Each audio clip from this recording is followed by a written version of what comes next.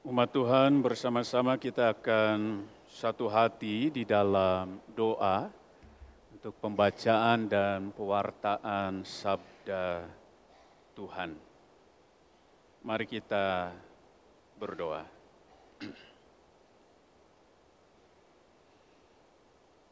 Bapa yang maha baik, Allah sumber segala berkat, kami berterima kasih untuk tuntunan-Mu, pertolongan yang boleh kami rasakan, syukuri, nikmati hari demi hari. Kami bersyukur untuk kesempatan yang baik yang juga Tuhan boleh sediakan saat ini. Untuk bersama-sama kami akan mendengarkan sabda Tuhan. Kiranya Roh Kudus yang akan menolong setiap kami, baik yang akan mendengarkan maupun hamba-Mu yang akan menyampaikan. Sehingga setiap kami boleh mendengar, merenungkan dengan baik, memahami dengan benar, melakukan dengan setia di dalam kehidupan hari demi hari. Bersabdalah ya Allah, karena kami anak-anak-Mu saat ini telah siap dan sedia untuk mendengarkannya. Amin. Lukas 17 ayat 1-19. Beberapa nasihat. Yesus berkata kepada murid-muridnya, "Tidak mungkin tidak akan ada hal yang menyebabkan orang berbuat dosa, tetapi celakalah orang yang mengadakannya. Lebih baik baginya jika sebuah batu giling diikatkan kepada lehernya, lalu ia dilemparkan ke dalam laut daripada menyebabkan salah satu dari orang-orang yang kecil ini berbuat dosa. Jagalah dirimu. Jikalau saudaramu berbuat dosa, tegurlah dia. Dan jikalau ia menyesal, ampunilah dia. Bahkan jikalau ia berbuat dosa terhadap engkau 7 kali sehari dan 7 kali ia kembali kepadamu dan berkata, 'Aku menyesal,' engkau harus mengampuni dia." Kata rasul-rasul itu kepada Tuhan, "Tambahkanlah iman kami."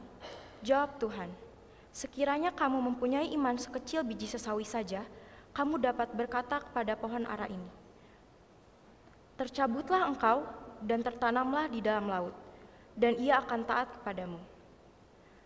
Siapa di antara kamu yang mempunyai seorang hamba yang membajak tanah atau mengembalakan ternak, akan berkata kepada hamba itu setelah ia pulang dari ladang, 'Mari segera makan,' bukankah sebaliknya, ia akan berkata kepada hamba itu, 'Sediakanlah makananku, ikatlah pinggangmu dan layanilah aku sampai aku selesai makan dan minum.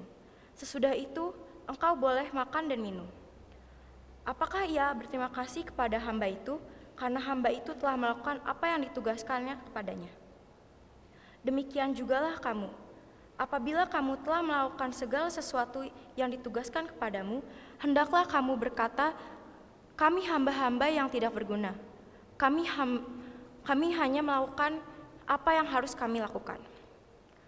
Dalam perjalanannya ke Yerusalem, Yesus menyusur perbatasan Samaria dan Galilea. Ketika ia memasuki suatu desa, datanglah 10 orang berpenyakit kulit yang menajiskan menemuinya. Mereka berdiri agak jauh dan berteriak, "Yesus, Guru, kasihanilah kami." Ia memandang mereka dan berkata, "Pergilah, perlihatkanlah dirimu kepada imam-imam." Sementara mereka di tengah jalan, mereka menjadi tahir. Salah seorang dari mereka, ketika melihat bahwa ia telah sembuh, kembali sambil memuliakan Allah dengan suara nyaring. Lalu sujud di depan kaki Yesus dan mengucap syukur kepadanya. Orang itu orang Samaria. Yesus berkata, "Bukankah ke-10 orang tadi semuanya telah menjadi tahir? Di manakah yang ke-9 itu? Tidak adakah di antara mereka yang kembali untuk memuliakan Allah selain orang asing ini?" Ia berkata kepada orang itu, "Berdirilah dan pergilah, imanmu telah menyelamatkan engkau." Saudara-saudara yang berbahagia adalah setiap orang yang mendengarkan firman Tuhan serta memeliharanya di dalam hidupnya setiap hari. Haleluya.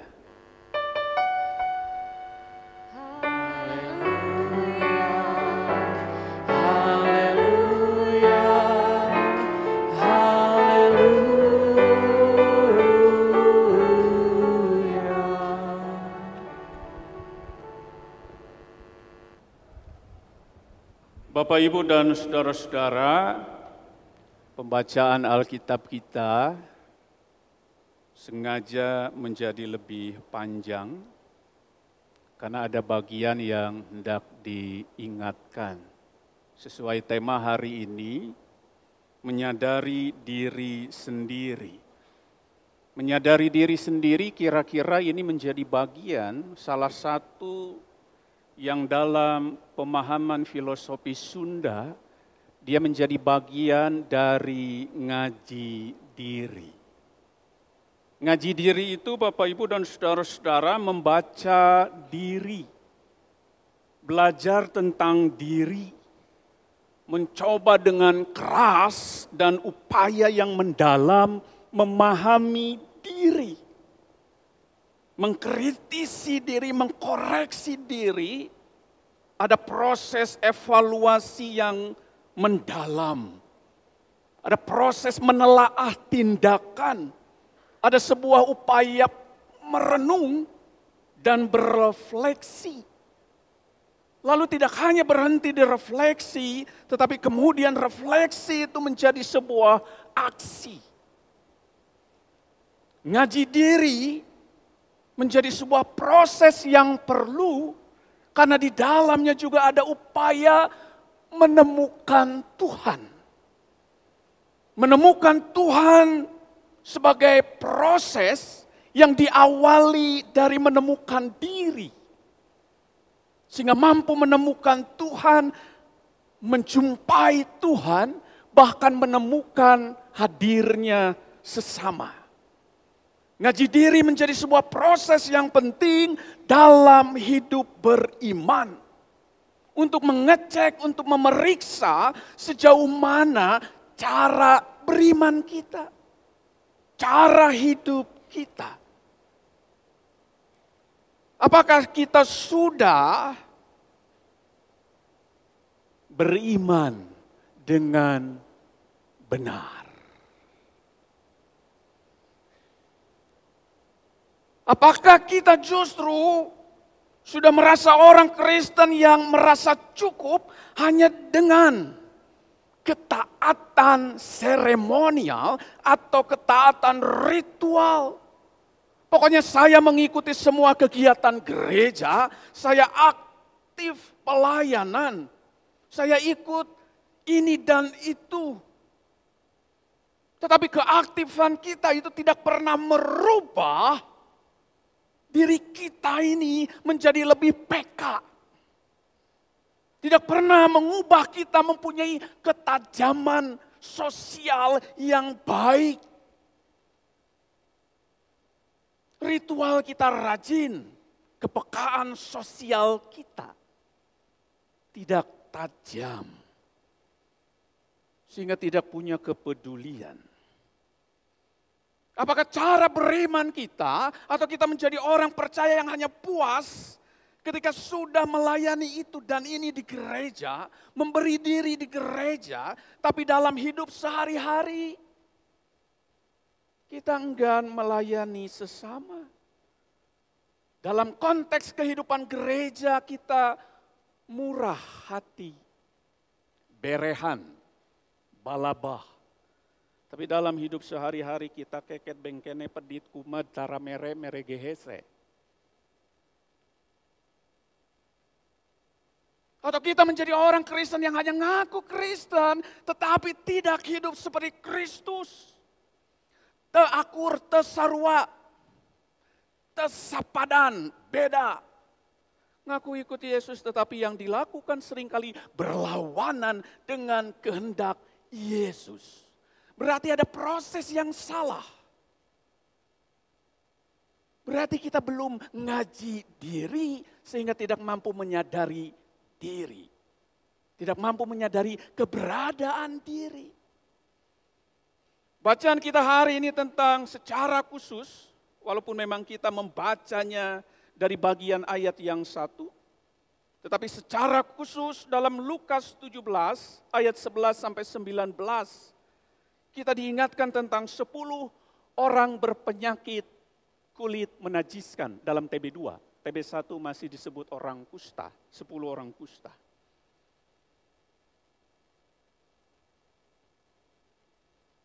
Dan bacaan kita hari ini Bapak Ibu dan saudara-saudara menggambarkan tentang salah satunya orang yang mampu ngaji diri.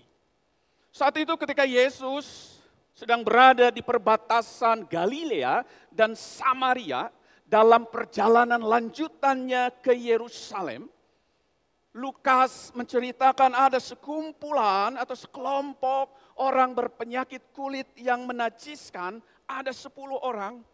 9 orang itu orang Yahudi, 1 orang itu adalah orang Samaria. 2 kelompok ini biasanya sejatinya bermusuhan, tidak pernah akur, pasea wae, masing-masing merasa diri benar. Tidak pernah ada komunikasi, tidak ada kedekatan relasi. Tapi nasib yang sama, sakit yang sama, mereka derita. Dan rupa-rupanya nasib yang sama itu menyatukan mereka dalam sebuah kelompok orang-orang yang dikategorikan sakit kusta atau penyakit kulit yang menajiskan. Dan kita tahu konteks ketika itu. Kalau kita membaca Imamat 13 ayat 46 dan ayat 45 dan ayat 46, keberadaan orang-orang yang sakit kusta itu terasing, diasingkan, seharus jauh dari komunitas. Mereka sangat dianggap najis, tidak dipedulikan. Tidak ada relasi yang dekat tentu. Karena mereka sangat diharapkan tidak boleh ada komunikasi yang dibangun, relasi yang dibangun. Dalam catatan Imamat biasanya mereka memakai baju yang terkoyak. Rambut yang terurai, biasanya menutupi muka. Kalau malam-malam agak serem ya, di atas pohon ada baju putih, rambutnya menutupi muka. Itu teteh kunti mungkin.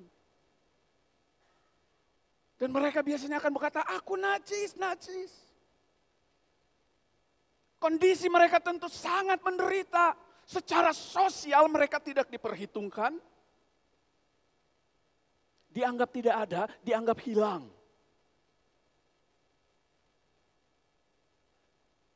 Betapa menderita kondisi 10 orang berpenyakit kulit yang menajiskan ini.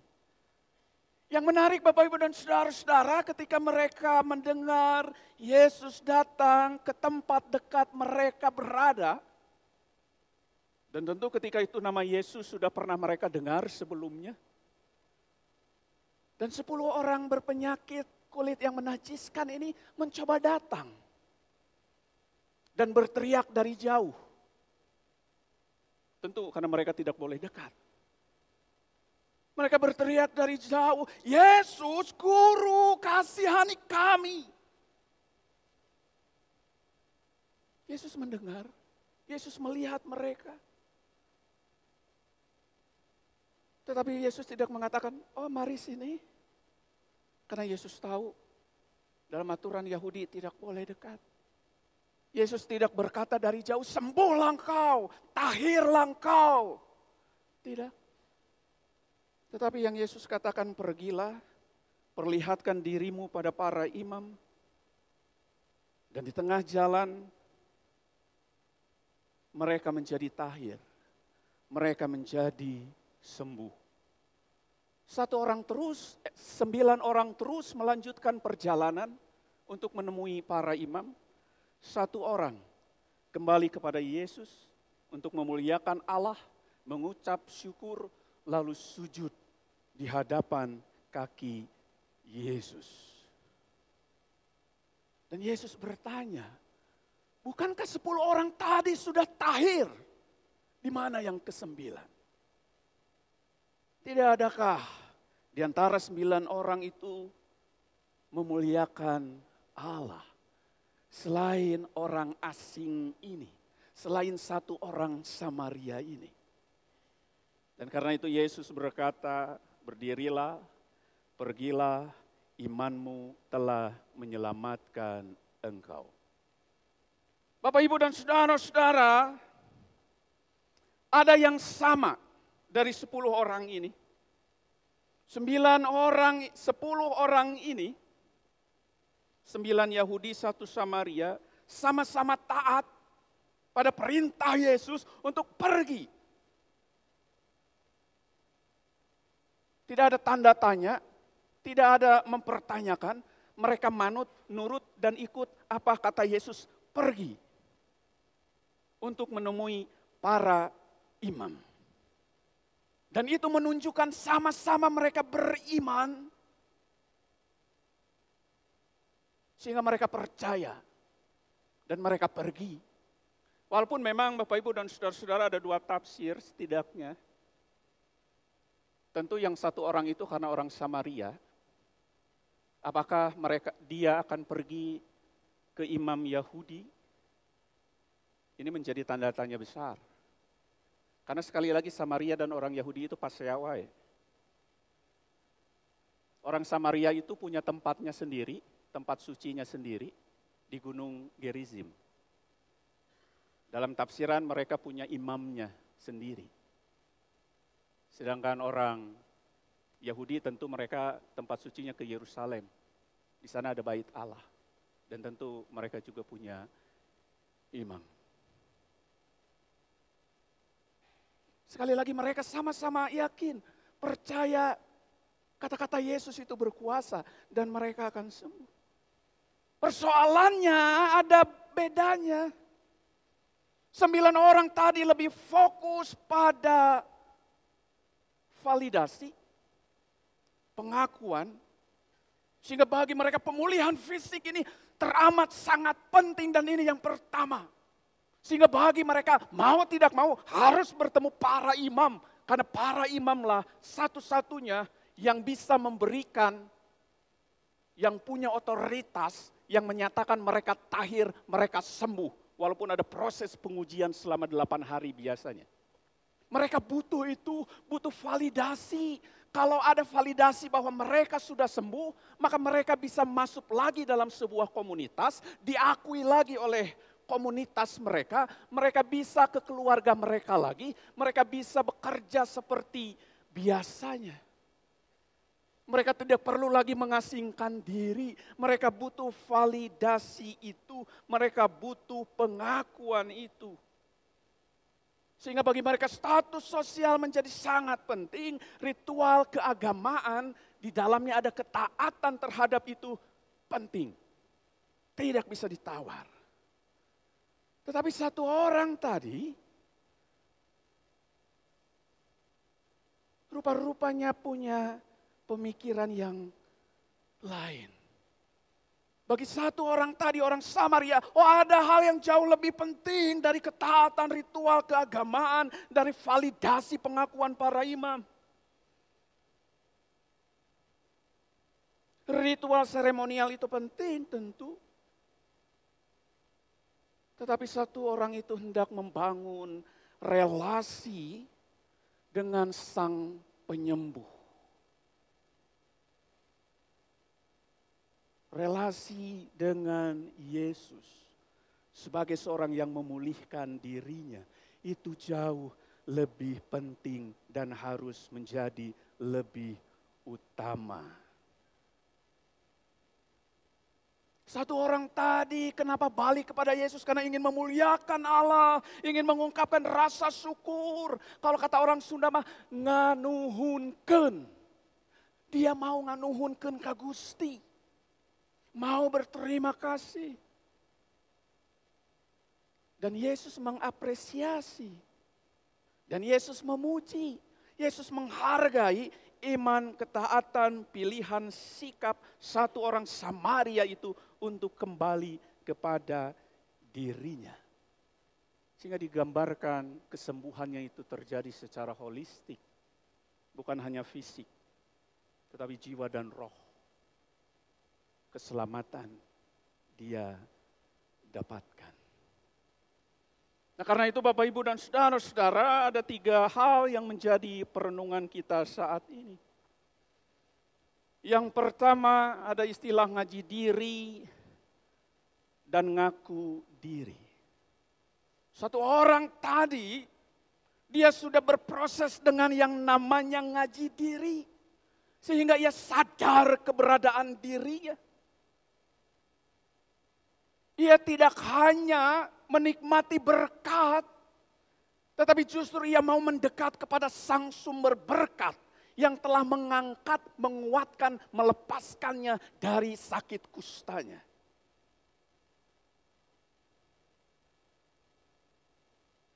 Yang utama baginya adalah sumber berkat itu, yaitu Kristus sang penyembuh. Tetapi orang yang masih pada taraf ngaku diri, 9 orang tadi, yang utama adalah berkatnya. Yang utama adalah validasinya. Pengakuan dari masyarakat, dari komunitas, terutama dari para imam. Akibatnya apa? Dalam istilah Sunda, 9 orang tadi kehilangan pemaknaan, hilap, pohok, teinget kana purwa daksina. Purwa wiwitan daksi wekasan.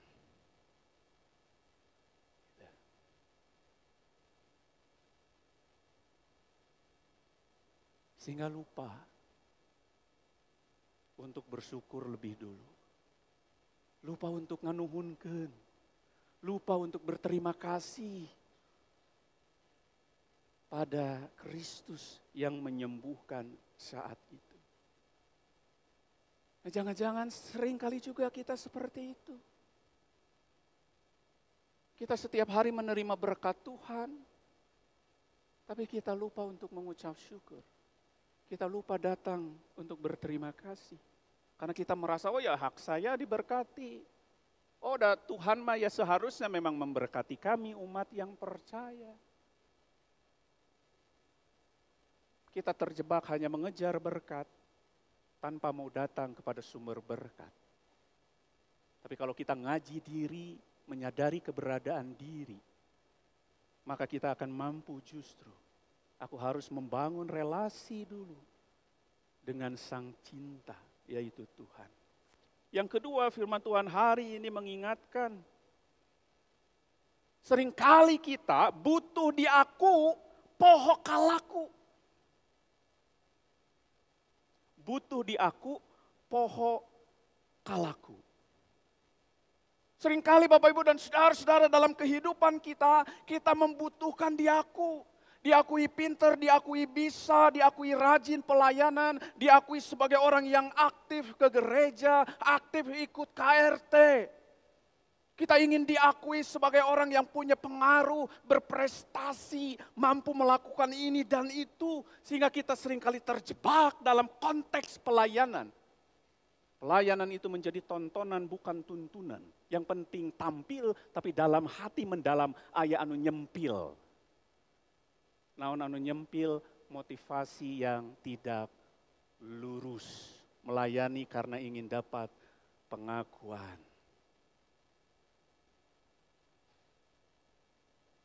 Jadi seringkali kita butuh diaku poho kalaku. Nah, kalau orang butuh diaku, dia akan mencoba menampilkan diri paling tahu, paling bisa, paling nyaho. Tapi laku hirup seringkali dilupakan. Ingin diakui bisa ini dan itu, tetapi laku hidup tidak berubah. Padahal kalau laku hidup sudah baik, maka pengakuan itu datang dengan sendirinya. Satu orang tadi Bapak Ibu Saudara-saudara karena dia mampu ngaji diri. Ia mau membereskan dulu persoalan laku hidup. Bagaimana ia harus hidup, bagaimana ia harus berterima kasih. Bagaimana ia tahu dirinya, tahu Tuhannya, lalu ia memuliakan Allah. 9 orang tadi terjebak. Hanya butuh diakui sembuh, diakui tahir, diakui bisa lagi masuk kepada komunitas. Sehingga butuh legalitas dari para imam. Dan itu bagi mereka yang terpenting. Sedangkan satu orang itu merasa kesembuhan itu sudah cukup, lebih dari cukup. Dan aku harus pergi dulu ke Yesus. Itu harus utama, dan itu yang harus pertama. Yang ketiga, firman Tuhan hari ini mengingatkan. Bukankah seringkali banyak orang Kristen yang merasa, ini dalam istilah Sunda ada ungkapan, ngarasa beres roes. Iman na beres, ibadah na beres, laku hirup na beres, gawe na beres, pelayanan na beres, padahal loba nu roges. Bapak Ibu tahu roges? Banyak yang bolong. Tapi terlalu pede aja, terlalu percaya saja, oh, everything is okay. Orang Belanda bilang, alles goed, meneer, dominee. Ya. Semuanya clear, semuanya jelas, semuanya beres. Imanku beres, sikapku beres, ketaatanku beres. Hati-hati. Justru jangan-jangan masih banyak yang roges, masih banyak yang bolong. Karena itu kalau kita berawal dari proses ngaji diri, menyadari keberadaan kita, maka perlu ada ngaji rasa. Kalau orang mampu ngaji diri, ngaji rasa, maka ia tahu betul ada yang tidak beres. Ada yang belum beres dalam cara beriman. Dari ketaatannya, dari kesetiaannya, ada yang belum beres. Karena ia tahu ada yang belum beres, maka mau beberes. Mau bebenah diri, mau memperbaiki diri. Mau menemukan mana yang utama itu. Tapi kalau orang merasa everything beres, biasanya sukanya HS. Karena merasa tidak perlu melakukan apa-apa. Bagi 9 orang tadi, ya udah beres, nggak ada lagi kewajiban, nggak ada lagi yang harus kami lakukan. Toh sudah sembuh toh, sudah sembuh, sudah tahir. Ya sudah, apalagi yang penting imam katakan dengan otoritasnya, kamu sembuh, silakan masuk lagi, gabung lagi dalam masyarakat, dalam komunitas, bekerja seperti biasa. Cukup. Tapi sekali lagi, satu orang Samaria itu, dia tahu sakitnya secara fisik beres. Tapi dia tahu ada yang harus ia bereskan lebih lagi. Yaitu membangun relasi dengan Tuhannya. Membangun relasi dengan Kristus, Sang Penyembuh, Sang Pemulih itu. Agar mampu kemudian membangun relasi dengan sesama. Karena itu Bapak Ibu dan saudara-saudara, hari ini kita diingatkan. Bukankah setiap kita telah begitu banyak diberi oleh Tuhan? Adakah kita berterima kasih? Dan rasa terima kasih itu kita tunjukkan dengan laku hidup. Adakah itu? Atau kita cenderungnya minta sembuh, sudah sembuh, setelah itu poho. Atau kecenderungannya bukan poho ya, kalau orang Sunda bilang yang agak sengaja itu mau pohokeun. Kecenderungan itu selalu ada, karena itu penting menyadari keberadaan diri, itu tema kita. Dan menyadari keberadaan diri dimulai dari proses ngaji diri.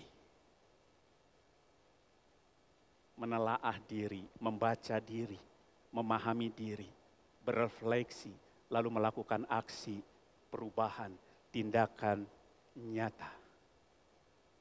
Bersyukurlah atas berkat dari Tuhan. Karena itu kita diajak untuk mari juga menjadi berkat. Jangan pernah berkata cukup, yang penting aku sembuh. Tetapi apakah kita juga mau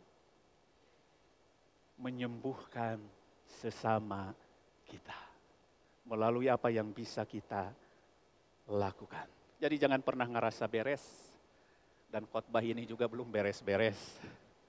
Jadi akan saya bereskan.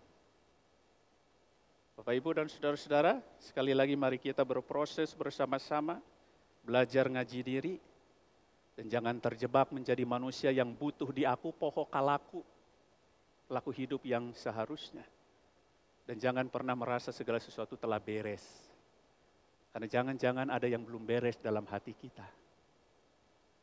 yaitu relasi kita dengan Tuhan. Firman Tuhan mengingatkan dan menguatkan. Amin.